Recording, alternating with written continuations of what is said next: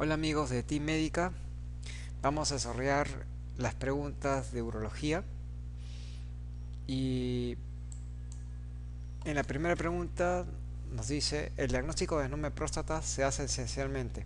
Siempre que hablamos de la hiperplasia prostática benigna, vamos a hablar que lo más importante para hacer el diagnóstico es la clínica. La clínica es lo que nos va a indicar los síntomas que tiene el paciente, como son los síntomas irritativos y los síntomas obstructivos urinarios, como urgencia, la disuria, la poliaquiuria, la nicturia, el chorro delgado, la intermitencia y la retención urinaria. Todos esos síntomas irritativos, obstructivos urinarios es lo que antiguamente se llamaba prostatismo. La clínica es la parte más importante. Entonces, cuando hacemos la clínica, el tacto rectal, igual que el PSA, nos va a dar el diagnóstico de la hiperplasia prostática benigna. Siempre que hablamos de el cuadro clínico en hiperplasia prostática, la clínica nos va a ayudar a hacer el diagnóstico y se va a ayudar con otros exámenes, como son los exámenes de imágenes, la citoscopía, la ecografía excretoria, que nos puede dar más que todo ayuda diagnóstica para complementar nuestro estudio de sospecha diagnóstico. En la pregunta 2, la bacteria sintomática se caracteriza por: cuando hablamos de bacteria sintomática, el paciente no tiene ningún síntoma, pero presenta bacterias significativas en el urocultivo. Cuando hablamos de significancia, cuando tiene más de 100.000 unidades formales de colonias, o sea, más de 10 de las 5. Entonces, cuando hablamos de bacteria sintomática, la alternativa va a ser la alternativa C. La presencia de más de 100.000 gérmenes, pero el paciente no tiene ningún síntoma. Cuando hablamos de las alternativas restantes, la A y la B hablan de síntomas generales o síntomas irritativos urinarios que no van de acuerdo con el enunciado de la pregunta 2.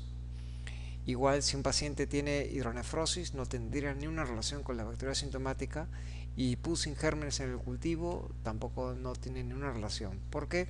Porque la bacteria sintomática siempre da bacterias en la orina. Más de 100.000 unidades formales de colonias. La respuesta es la respuesta C. Presencia de más de 100 gérmenes en el examen de orina.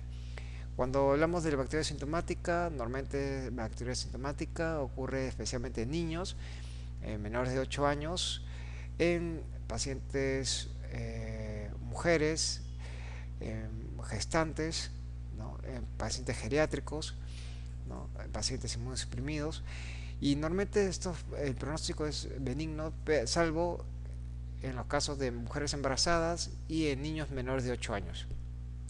En estos casos sí hay que darles tratamiento de estas bacterias sintomáticas, porque esos pacientes pueden desarrollar la enfermedad. Entonces, ¿quiénes hay que tratarlos? Especialmente en niños y en mujeres gestantes, porque la bacteria sintomática en las gestantes puede producir el parto prematuro y niños con bajo peso al nacer. Cuando hablamos de bacteria sintomática, tenemos que hablar de que el paciente debe tener más de 2 cultivos con más de 10 a las 5 unidades formales de colonias, y el paciente no tiene ningún síntoma clínico de esta presencia de esta infección. La pregunta 3 nos dice: ¿cuál es la causa más frecuente de piuria sintomática persistente?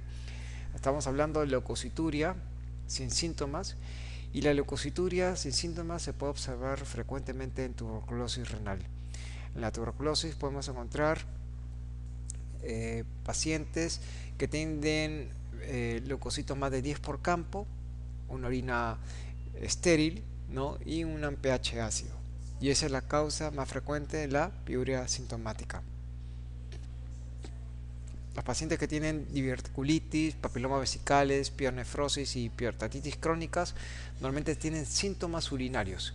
Y estos síntomas urinarios pueden estar asociados con la presencia de leucocituria, ¿no?, y la presencia de gérmenes. Cuando hablamos de tuberculosis, tenemos que hablar siempre que la tuberculosis tiene la diseminación por vía hematógena de pulmón hacia el riñón, y luego va el resto del tracto urinario por vía canacular descendente, desde el riñón hasta el tracto urinario inferior y la zona genital.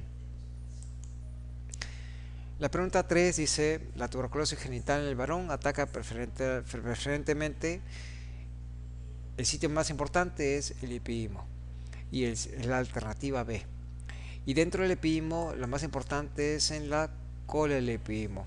En la cola del epidimo vamos a encontrar un nódulo duro que no duele y que se encuentra en la zona testicular, que va a producir muchas veces que el calcium trate de salir de la cola del epidimo y se forme en estos casos fístulas espontáneas a nivel escrotal. En las mujeres el sitio más frecuente es las trompas uterinas.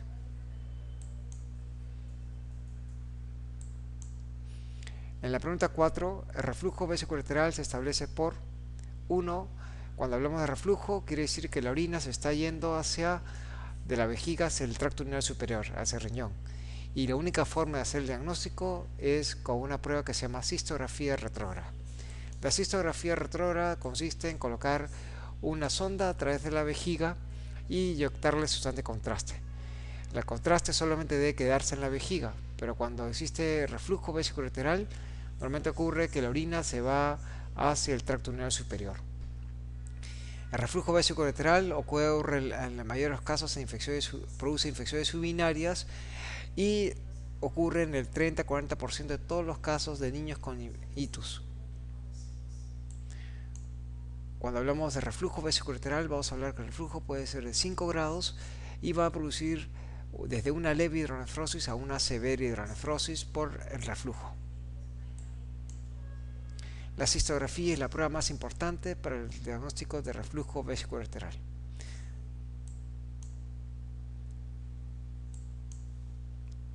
En la siguiente pregunta nos habla, la complicación más grave de la hiperplasia prostática obstructiva siempre va a ser el daño renal. El daño renal es la complicación más severa que produciendo insuficiencia renal. Y esa insuficiencia renal va a producir destrucción del parénquima renal y que el paciente en muchos casos acabe en diálisis. Entonces la respuesta es la respuesta E, la insuficiencia renal. Cuando hablamos de un problema prostático, normalmente la próstata va a producir daños en la vejiga, va a producir una vejiga de lucha, también va a hacer que aumente la presión intravesical y eso va a ocasionar que ocurra la hidronefrosis. La hidronefrosis siempre es bilateral y compromete el parénquima renal, produciendo un adelgazamiento del parénquima renal y produciendo destrucción del mismo y la retención nitrogenada y la posibilidad de diálisis en el paciente.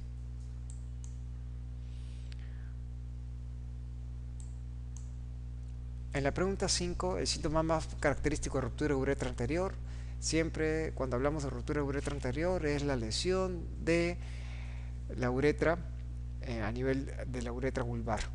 Y eso está dado más que todo cuando el paciente tiene lo que se llama caída en horcajada. La caída en horcajada en forma de silla de montar, normalmente ese signo es lo que nos puede dar una lesión de ruptura uretra anterior a nivel vulvar. Lo más importante es la presencia de sangre en el tracto genital, en la uretra, el meato uretral, sin la presencia de orina. Y ese signo se llama uretrorragia. Eso ocurre en el 75% de los casos. Entonces la respuesta es la uretrorragia, la respuesta C. Los otros síntomas o las otras alternativas que hemos visto con ruptura de huesos pélvicos ocurren en la uretra posterior. La retención urinaria no es un signo característico de uretra anterior, hematuria tampoco es un síntoma característico de uretra anterior, ni la retención urinaria. Entonces la única respuesta es la uretrorragia. La uretrorragia puede ocurrir en el 75% de los casos y cuando hablamos de diagnóstico de lesión de uretra, la uretrografía retrógrada es la prueba ideal para hacer el diagnóstico de la lesión. Entonces la uretrorragia es la respuesta, 75% más frecuente. Cuando hablamos de la pregunta 6, ¿cuál es la causa más frecuente de reflujo vesicolateral? Siempre vamos a hablar que el reflujo vesicolateral está ocurrido por la debilidad del trígono y musculatura uretral. Hemos dicho que hay un túnel submucoso que se encuentra en el trayecto dentro de la vejiga, y ese túnel submucoso muchas veces no se encuentra. Va a producir que la orina se vaya de la vejiga hacia el riñón, yendo a, para producir otros efectos colaterales como son las infecciones urinarias y daño renal. Entonces la respuesta C, debilidad del trígono vesical y musculatura uretral. Las otras alternativas, como ureter ectópico, infección urinaria, duplicación ureteral y estenosis de cuello vesical, no tienen ninguna relación con el reflujo vesico-ureteral. Cuando hablamos de infección urinaria, la infección urinaria es una consecuencia del reflujo. Ureter ectópico es una anomalía de la terminación del ureter que es totalmente diferente, ¿no? Cuando el ureter desemboca en un sitio diferente dentro de la vejiga del trígono vesical. La duplicación ureteral es más que todo que el paciente tiene dos uréteres en un solo lado, que puede ser completa o incompleta, ¿no? Y no es una causa de reflujo vesico-ureteral. La pregunta 7 nos dice, ¿cuál es la conducta indicada frente a una torsión testicular? Cuando hablamos de una torsión testicular, el testículo se tuerce más de 360 grados y eso va a producir un dolor intenso. Ese dolor intenso va a ocasionar que el paciente tenga necesidad de emergencia, y nosotros tenemos 6 horas para que el paciente se pueda resolver su problema. Cuando hablamos de una torsión testicular, siempre existe la posibilidad de que se pueda torcer el otro lado también. Entonces, cuando tenemos una torsión testicular, una sospecha de torsión testicular, el tratamiento es la respuesta D, la fijación quirúrgica bilateral. Si nosotros dejamos observar a esos pacientes nada más o damos analgésicos, como son la alternativa A o B o la alternativa E, como usamos un autosuspensor, lo único que vamos a hacer es que se necrose el testículo por falta de irrigación y que el paciente pierda el testículo. El tratamiento siempre hay que fijar el testículo, que se llama orquidopexia, y cuando tenemos una torsión testicular también se puede torcer el otro lado, entonces en un futuro. Entonces tenemos que hacer la fijación de los testículos, y esa es la respuesta D, la fijación quirúrgica bilateral. La torsión testicular es cuando el testículo gira más de 360 grados, y si nosotros dejamos un testículo torcido va a producir la necrosis y el testículo se vuelve negro. La pregunta 8, la tuberculosis genital masculina ataca mayormente, el sitio más frecuente es en la cola del epidema. Como hemos dicho antes, en esa cola es un plexo arterial donde existe una mayor irrigación, mayor oxigenación, y por eso que la tuberculosis tiene predisposición por esa zona del epidema. Entonces, hemos dicho que la tuberculosis tiene una predisposición por esta zona, y va a destruir, obviamente, y va a formar calcio en esa zona, va a destruir el testículo y puede ser causa de infertilidad en los varones. La pregunta 9, la presencia de varicocele de grado 2 y 3 en el lado izquierdo debe ser operada para evitar, obviamente el varicocele puede producir en unos hombres infertilidad. Entonces, ese es lo que produce el varicocele en los varones, y es producido más que todo por un aumento de la temperatura en el testículo por la presencia de vasos sanguíneos que no funcionan en forma adecuada. Entonces, ¿cuál es la respuesta? La respuesta C, las alteraciones en la función espermática. Y dentro de la función espermática lo que va a producir más que todo la alteración en la motilidad de los espermatozoides. Las otras alternativas no tienen ninguna relación con el varicocele, porque el varicocele no produce alteraciones en la parte sexual, ni produce dolor, ni tampoco produce cáncer, ni alteración psicológica. El varicocele, el lado izquierdo, ocurre en el 95% de los casos, y se debe más que todo a que la vena espermática del lado izquierdo desemboca en la vena renal y desemboca en forma perpendicular en la vena renal, y esa es causa varicocele del lado izquierdo. A diferencia del lado derecho, la vena espermática del lado derecho desemboca en la vena cava.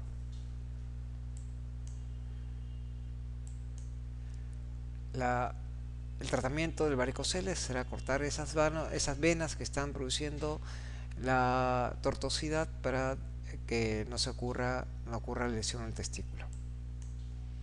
La pregunta 10, la causa más frecuente de incontinencia urinaria de esfuerzo, obviamente va a ser la alteración del ángulo uretrovesical. Esta alteración o ángulo uretrovesical ocurre especialmente en las mujeres y esto va a producir que el paciente cuando tosa se le escape la orina. En todos estos casos el problema ocurre más que todo porque existe una debilidad del piso pélvico. O sea, la respuesta es la respuesta D, relajación del piso vesical. Y eso tiene mucho que ver con la edad. Mientras más edad, mayor posibilidad de incontinencia urinaria de esfuerzo. Las otras alternativas son factores de riesgo, pero no son la causa de la incontinencia. Un factor de riesgo es la obesidad, un factor de riesgo es el parto distóxico, pero no son la causa de la incontinencia urinaria. La causa de incontinencia urinaria es la relajación del piso pélvico, que es la respuesta D, que va a producir una alteración del ángulo uretrovesical. Esa alteración del ángulo uretrovesical normalmente debe ser menos de 100 grados y ese ángulo posterior se altera un ángulo más de 100 grados que va a producir que el paciente se le escape la orina, la incontinencia urinaria de esfuerzo. En la pregunta 11 dice: la hiperplasia prostática benigna, las molestias urinarias están en relación con... Obviamente las molestias urinarias va a depender de cuánto de la próstata obstruye la salida de orina, cuánto de la próstata crece en el centro de la uretra y produce cada obstrucción de la salida de orina.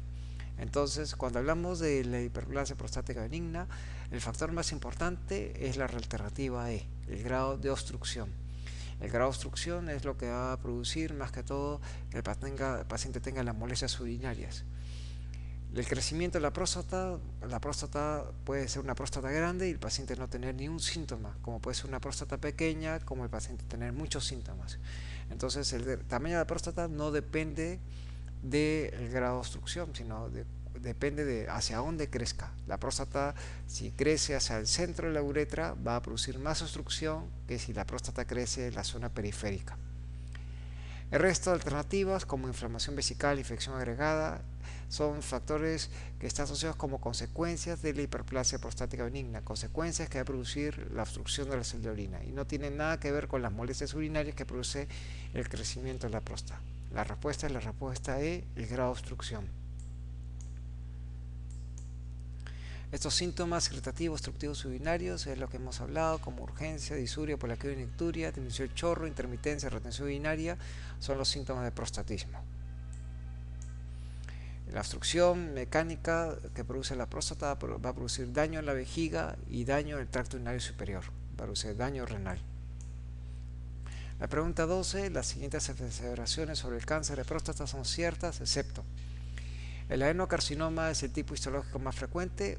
La respuesta es verdadera. 95% de los casos ocurre con este tipo histológico.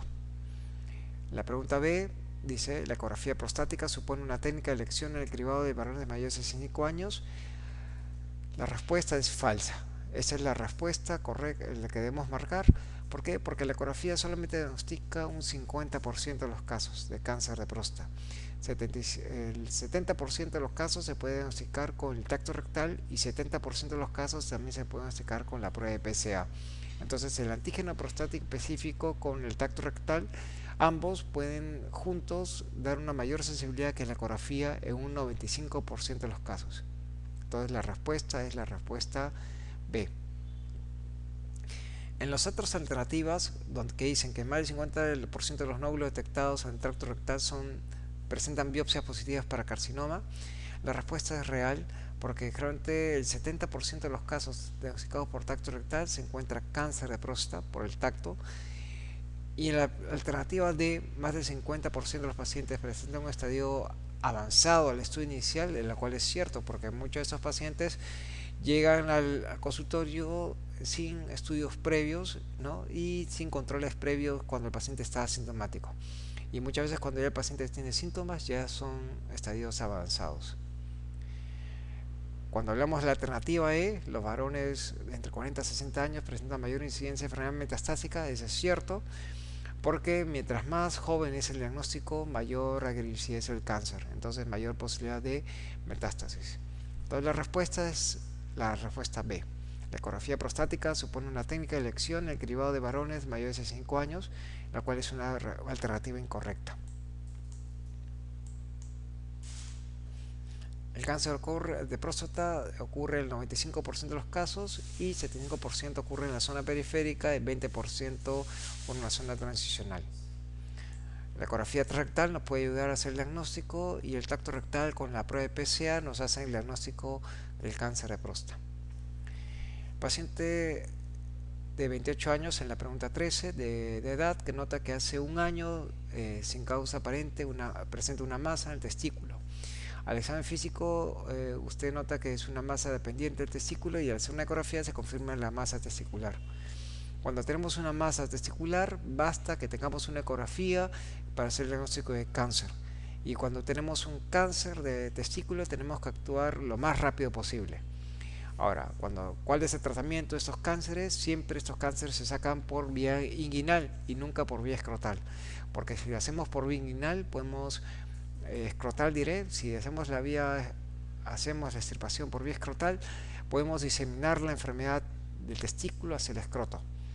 Y vamos a encontrar que en los estadios T1, T2, T3 y 4, el estadio T4 es cuando invade la válvula escrotal. Esa es la razón por la cual tampoco debe hacerse biopsias por vía escrotal. Las biopsias por vía escrotal pueden diseminar la enfermedad. Y la alternativa B es incorrecta porque hay que hacer nos habla de una punción con aguja fina para hacer el diagnóstico de la masa testicular, la cual no debe realizarse nunca por vía escrotal.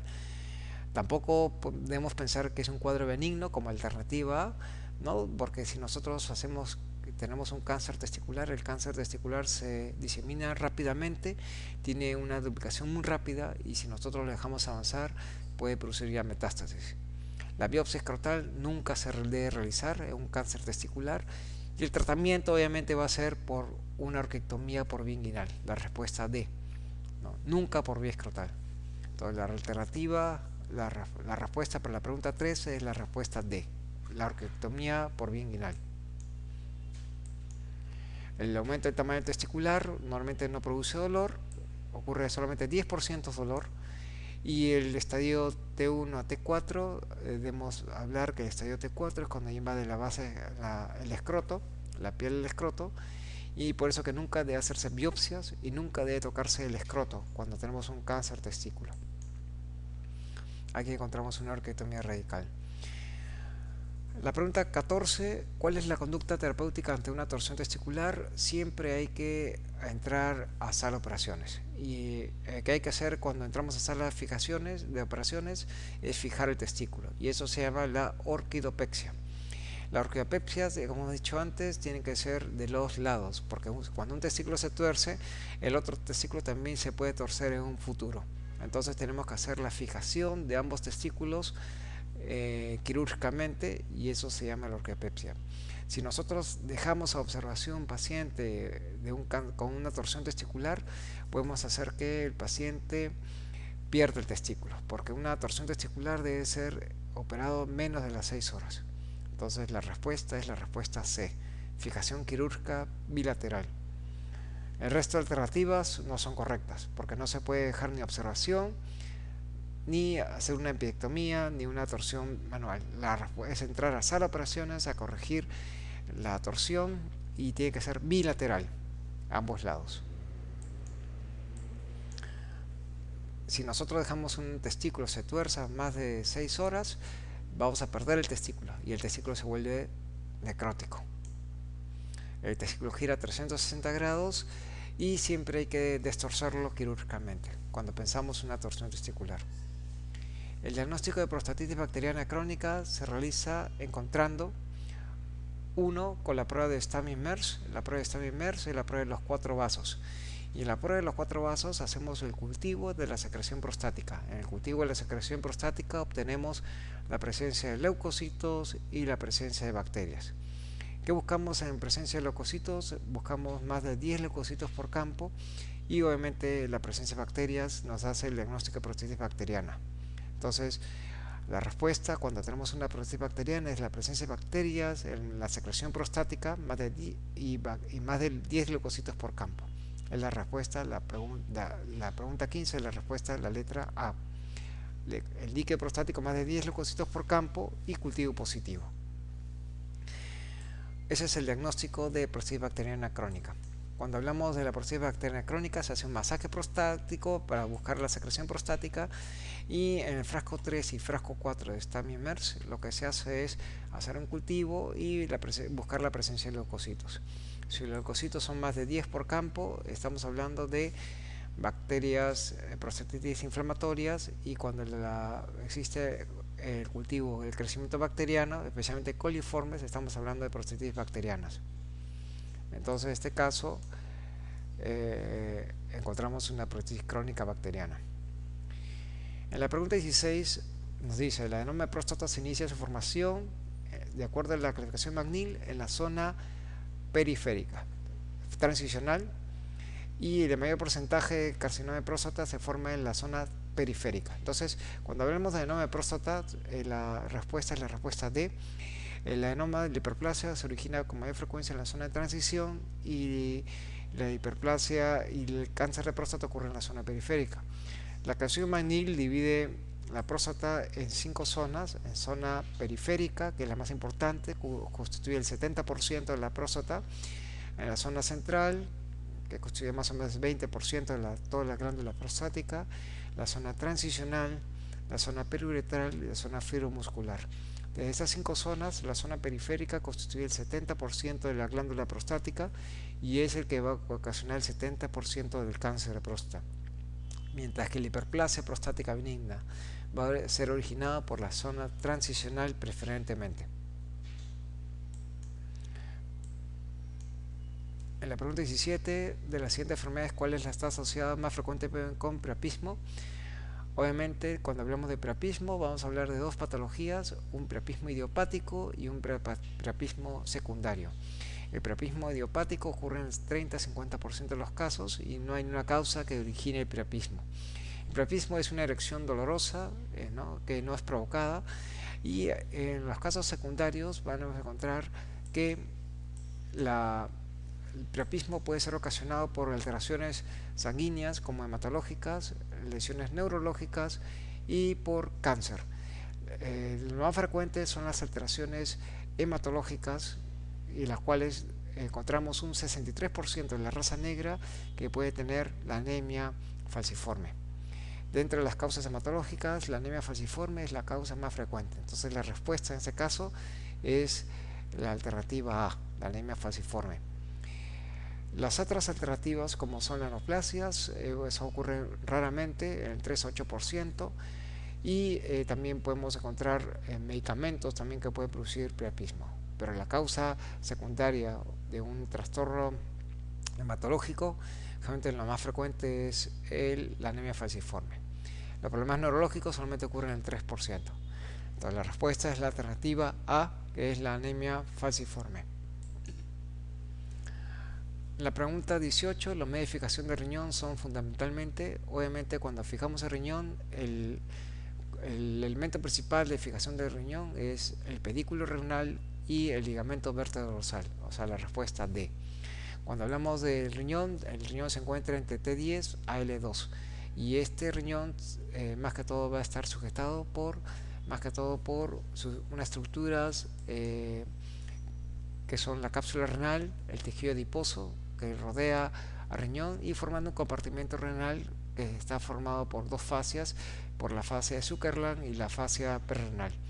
Estas dos fascias, juntamente con el pedículo renal, van a permitir la fijación del riñón en esa situación, de 10 a L2. Entonces, aquí vemos la fijación del riñón, y entonces los elementos que fijan el riñón van a ser más que todos esos elementos del compartimento renal y también el pedículo renal. En la pregunta 19, el varicocele derecho puede ser reproducido por... Obviamente, si nosotros hemos hablado de varicocele, hemos dicho que el varicocele ocurre en el 90% de los casos en el lado izquierdo. Cuando ocurre en el lado derecho, normalmente siempre debemos pensar en algo que está comprimiendo la vena espermática del lado derecho. ¿Qué cosa puede estar comprimiendo la vena del lado derecho? Lo primero que hay que pensar es un cáncer, un tumor que esté comprimiendo las venas espermáticas del lado derecho y produciendo el varicocele. Entonces la respuesta es la respuesta E, presencia de tumor retroperitoneal. Cuando hablamos de las otras alternativas, todas esas alternativas pueden ocurrir y ocurren en el lado izquierdo, como son la desembocadura de las venas espermáticas en la vena renal, que ocurre en el lado izquierdo, la forma perpendicular que ocurre en el lado izquierdo de la vena espermática, en los vasos, en la vena renal, y la compresión de la arteria mesentérica superior y la aorta, que es el síndrome de Nutt-Cracket, también ocurre en el lado izquierdo, igual que la ausencia de válvulas convenientes. Entonces la respuesta es la presencia de tumor retroperitoneal, la alternativa E. Cuando hablamos en varicocele, esas venas tortuosas van a producir un aumento de la temperatura corporal en el paciente y van a producir que esos pacientes produzcan infertilidad.